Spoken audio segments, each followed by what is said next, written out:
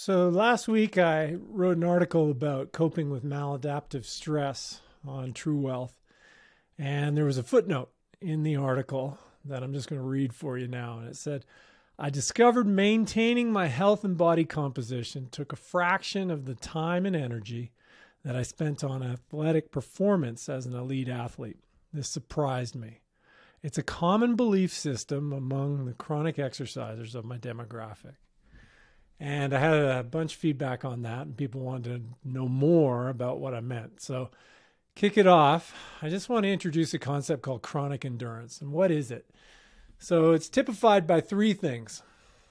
Chronic desire to train, so there's heavy exercise, and then a chronic level of fatigue. So, the athlete is almost always tired, and they never give themselves a chance to feel superb. Part of the reason for that is they have a belief system that it is necessary to feel tired to achieve their goals, whatever their goals may be.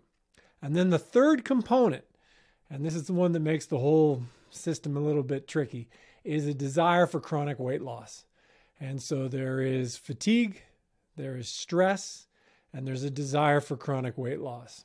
And these three work together to create basically a catabolic situation for the athlete.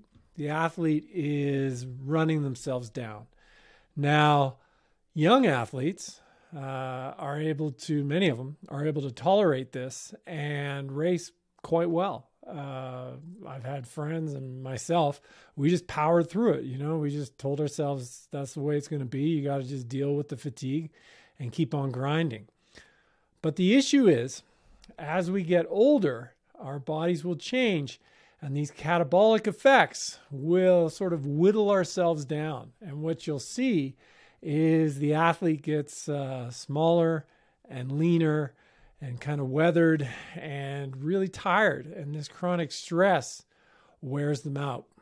And what I wanted to share is that a belief system, you can change that belief system and you can free yourself from that belief system. Now, with myself, the arrival of my kids gave me a break from racing, and I stepped back from that belief.